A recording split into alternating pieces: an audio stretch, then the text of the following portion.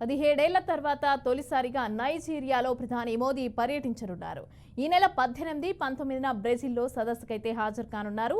ఇక 56 ఏళ్ల తర్వాత తొలిసారిగా గయానాలో భారత ప్రధాని పర్యటించడం విశేషం. ఆఫ్రికా, దక్షిణ అమెరికా, కరేబియన్ దీవుల దేశాలతో భారత్ బంధం పెరగనుంది.